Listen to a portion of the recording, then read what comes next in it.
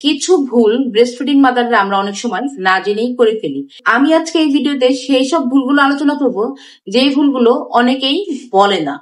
প্রথমে বলবো সেই পয়েন্টটা, যে পয়েন্টটা অনেক মারাই করে থাকে, যে বাচ্চাকে খাওয়ানোর সময় সাইড চেঞ্জ করা। অর্থাৎ কিছু সময় এক সাইডে খাইয়ে আবার সাইড চেঞ্জ করে অন্য সাইডে খাওয়ানো শুরু করা।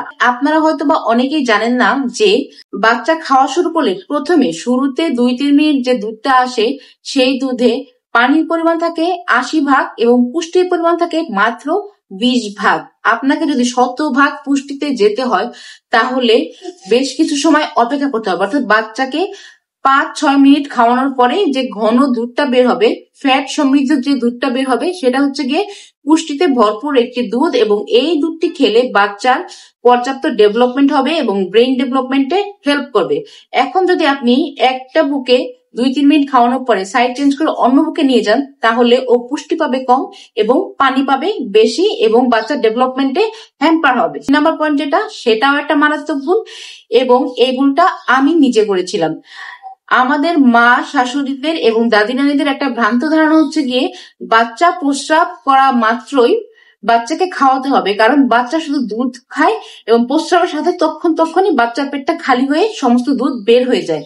আচ্ছা, মানব শরীর একটা খাবার ডাইজেস্ট বা হজম করতে একটু তো সময় নেবে, তাই না? ও তো শিশু হলে কি হবে, ও তো একটা মানুষ, ওর খাবার হজমে তো কিছু সময় লাগবে।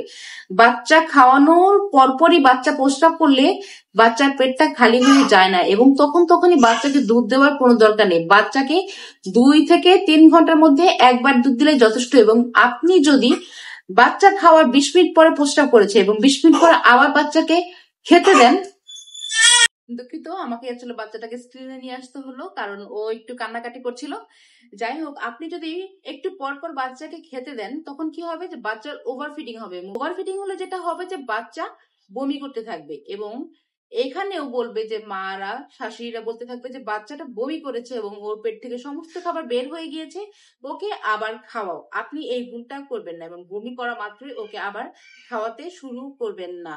এবং আপনি যদি বারবার ওকে খাওয়ার সময় শিশুদের পেটে যে বাতাসটা ঢোকে সেটা গ্যাস ফর্ম করে এবং বাচ্চাদের গ্যাস এবং পেট ব্যথা হতে পারে। সুতরাং বাচ্চা বারবার প্রস্রাব করলে বা বমি করলে যে বাচ্চাকে খাওয়াতে হবে, এই ধারণা থেকে বের হয়ে আসতে হবে এবং এটা একটা ভুল।